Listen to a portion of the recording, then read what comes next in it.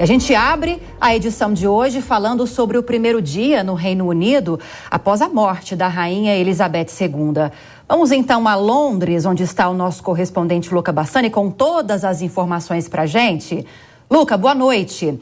Quais foram os destaques desse primeiro pronunciamento de Charles III como rei e como estão as coisas aí na capital inglesa? Boa noite, Lívia, a todos que nos acompanham nessa sexta-feira histórica.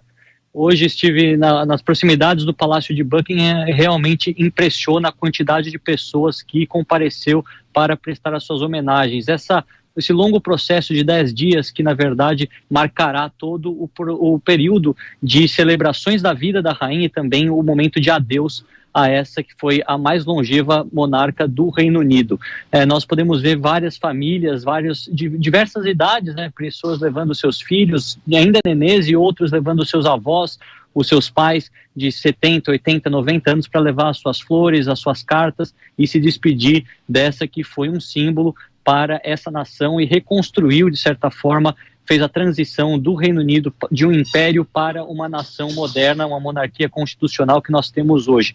Eu pude estar lá de perto vendo, de certa forma, as condolências enviadas pela população britânica à família real e, ao mesmo tempo, esse momento de esperança por um novo governo, seja no chefe do executivo, na questão do chefe de governo, melhor dizendo, temos a Liz Truss que entrou essa semana e também o chefe de Estado, com o príncipe Charles se tornando o rei Charles III, o rei Carlos III, esse que hoje apareceu pela primeira vez cumprimentando as pessoas que estavam lá, trazendo suas flores, trazendo suas cartas. Foi muito bem recebido, um contato assim verdadeiramente corpo a corpo com os súditos, algo que impressionou bastante por ser a primeira vez que ele em muito tempo aparece dessa maneira. E logo depois, às 6 horas da tarde no horário local, às 2 horas no horário de Brasília, que todos os seus eventos que participava da caridade e também de outros ativismos pessoais não poderão mais ser realizados agora na função de monarca soberano do Reino Unido.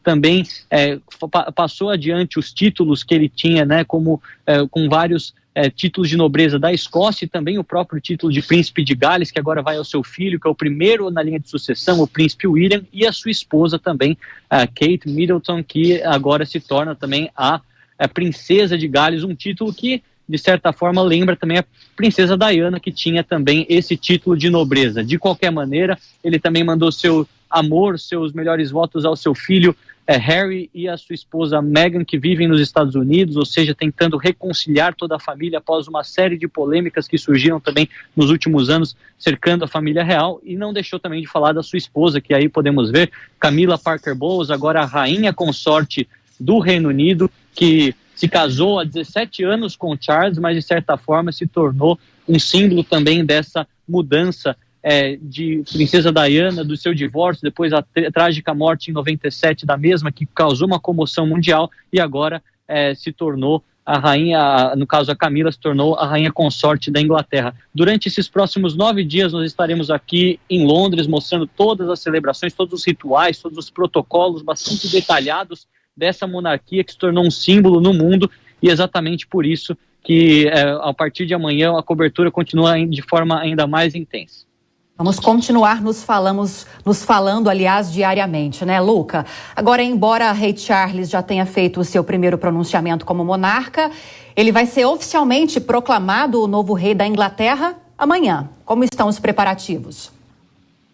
Exato. O cargo do monarca do Reino Unido nunca fica vago. A partir do momento que um deles morre, o outro automaticamente já é considerado o próximo rei ou rainha que sucederá na chefia do Estado. A gente vê que, nesse sentido, amanhã haverá um protocolo com 500 notáveis. Pela primeira vez na história, inclusive, essa cerimônia será televisionada, ou seja, todo mundo poderá participar assistindo, né, como que funciona, e esses 500 notáveis vão proclamar oficialmente no Palácio de St. James, que fica próximo do Palácio de Buckingham, agora Rei Charles III como o monarca do Reino Unido. E depois ele segue por uma série de viagens pelas demais capitais dos países constituintes do Reino Unido, vai para Edimburgo, na Escócia, para Cardiff, no País de Gales, para Belfast, também na Irlanda do Norte, além, é claro, das celebrações que haverão aqui em Londres, até a chegada do corpo da rainha por volta do domingo. Acabei de me informar pela BBC, e também todos os procedimentos, tanto no Palácio de Buckingham, quanto na abadia de Westminster, onde haverá o velório, o funeral. Muitos chefes de Estado, inclusive o próprio presidente americano Joe Biden já confirmou presença. O presidente Putin disse que não virá, assim como outros chefes de Estado que ainda estão confirmando a presença para esse evento que tem tudo para ser histórico, presenciado por milhares de pessoas presencialmente e por milhões por todo o mundo que acompanharão de perto todo esse protocolo que há 70 anos não acontecia. Tá certo, Luca Bassani trazendo as primeiras informações para a gente nesse primeiro dia sem Rainha Elizabeth. Luca volta ainda ao longo dessa edição com outras informações. Obrigada por enquanto, Luca. Até já. Hora de fazer então o primeiro giro de opinião aqui no Jornal Jovem Pan desta sexta-feira. Conosco hoje Rodrigo Constantino, Cristina Grêmio. Boa noite a vocês. Agora, Constantino, como o Luca trouxe a informação agora no final para a gente, o presidente Jair Bolsonaro se prepara para comparecer a essas cerimônias, a essas solenidades que marcam a despedida de Elizabeth II. Será que vai dar certo em ano eleitoral que isso aconteça? Boa noite, Lívia, boa noite, Cris e todos que nos acompanham. Olha, realmente, né, a agenda do presidente está toda voltada para os poucos dias que restam antes da eleição. Ele é candidato e esse é o problema que muita gente critica às vezes na instituição da reeleição, complica, né? Nós vimos ali um ato patriótico fenomenal, milhões de pessoas nas ruas no dia 7 de setembro, e a oposição se descabelando porque o presidente está se apropriando de maneira indevida de um ato patriótico. Bom, só se ele se partir ao meio, né, para ele evitar que o presidente esteja num ato desses, como candidato também. É a mesma pessoa. Agora, eu acho que se ele conseguir dar um pulo, né, para essa cerimônia, seria interessante. O Reino Unido é um ícone, né, o símbolo da civilização ocidental, é de onde tudo se originou. A rainha Elizabeth II era muito querida e símbolo também dessa estabilidade da coroa em relação à gestão ali de 7 décadas, né, da monarquia constitucional britânica, e agora assume o rei Charles III. Então, é uma das figuras mais icônicas e mais relevantes da política ocidental. Eu acho que é sempre bom mostrar, se possível, o grau de alinhamento filosófico que o Brasil tem com o Ocidente, né? E mostrar pragmatismo em relação a parceiros comerciais, tudo isso é importante.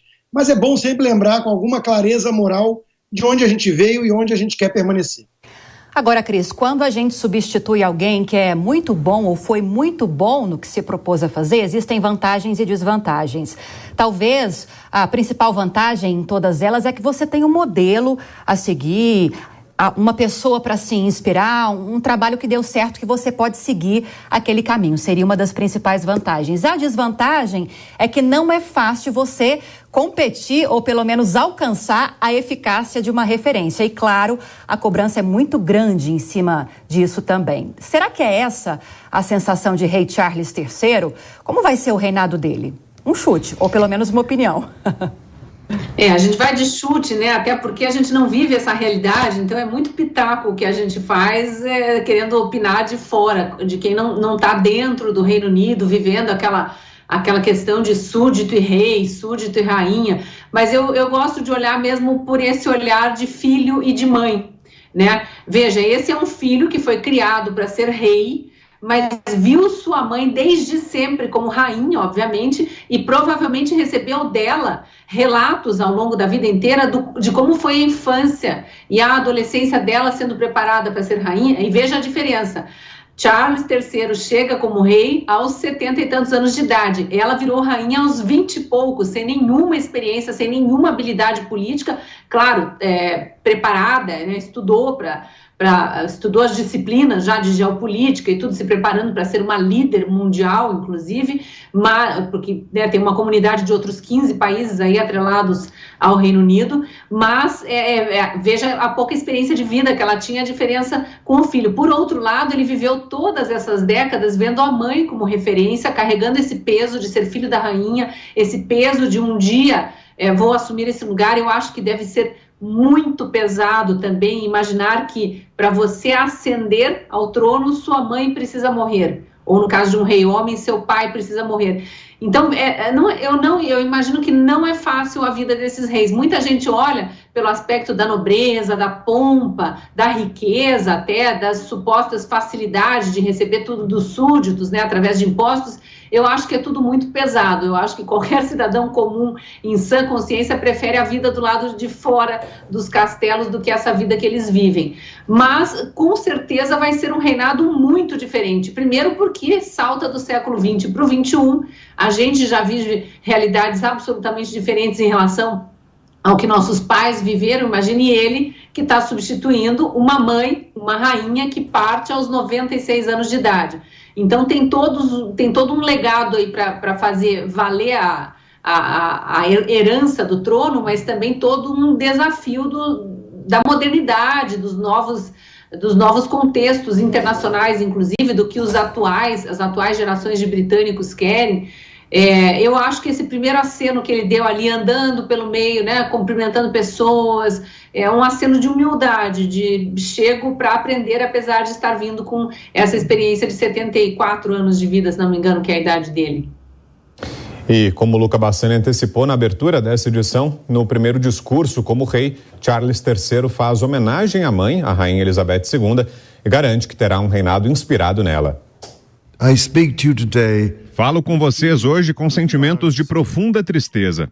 Ao longo de sua vida, Sua Majestade, a Rainha, minha amada mãe, foi uma inspiração e um exemplo para mim e para toda a minha família, e devemos a ela a dívida mais sincera que qualquer família pode ter para com sua mãe, por seu amor, carinho, orientação, compreensão e exemplo.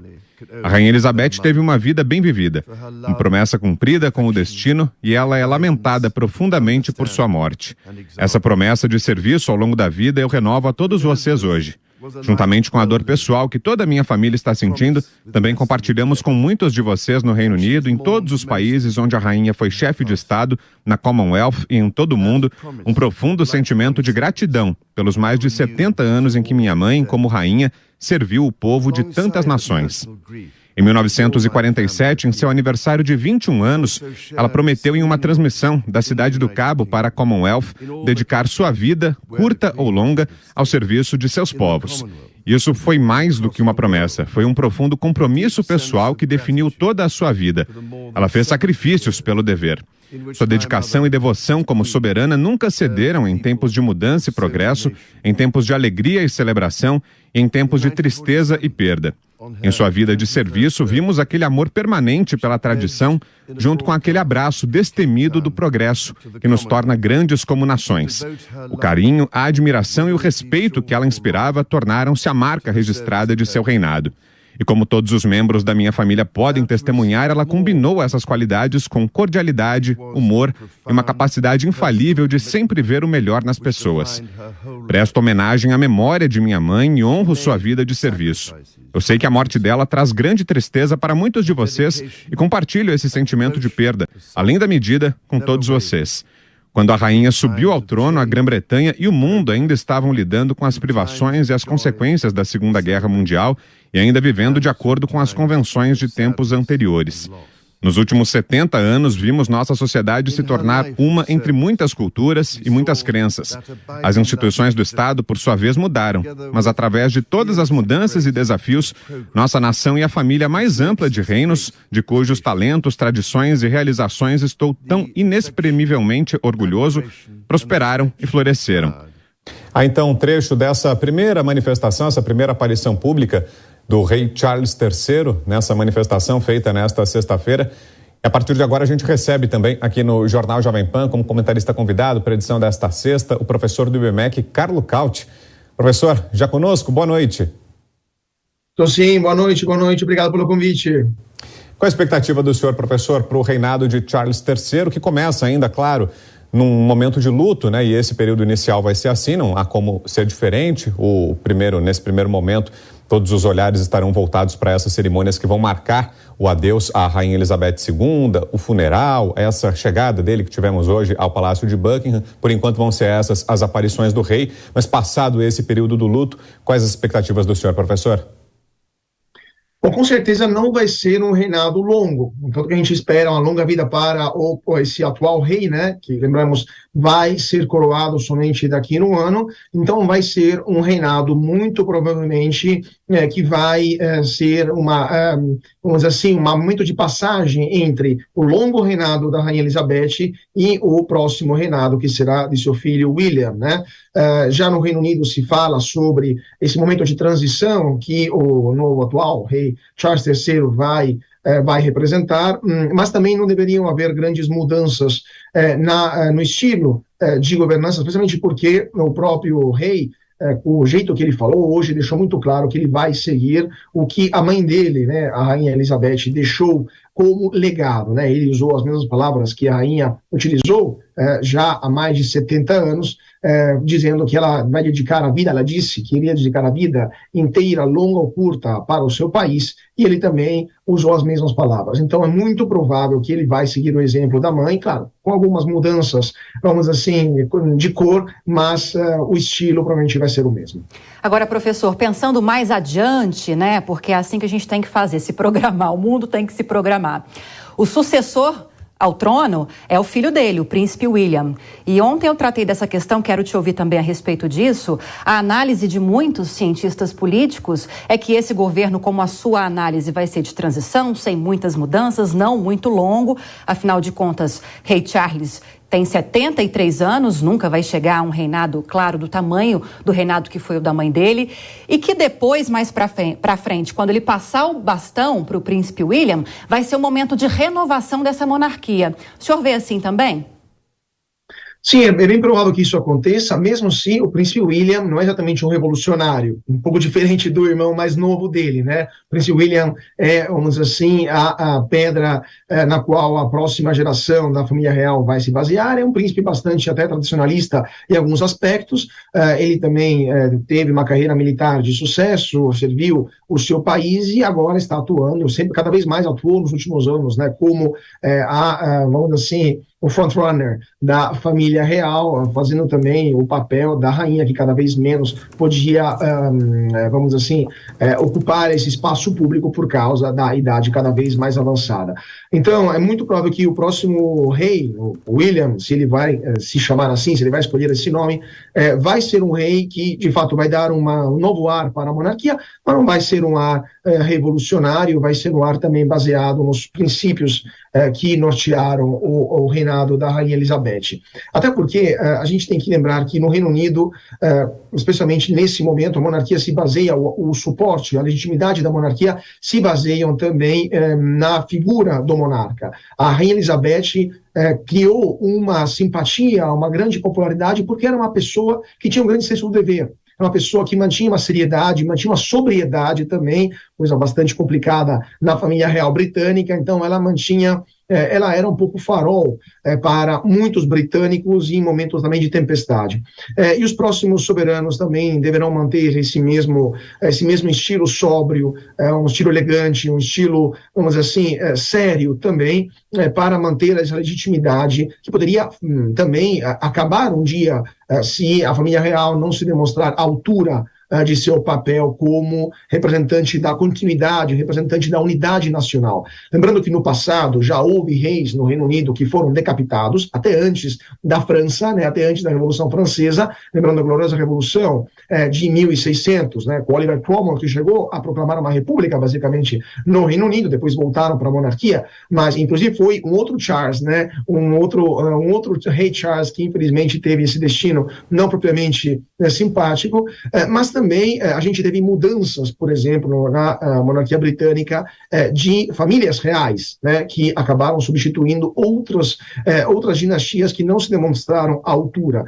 Então, a família real britânica sabe muito bem disso e sabe que em um momento em que as monarquias vão se extinguindo no mundo afora, é necessário manter uma postura, né, que dê legitimidade à continuidade do reinado.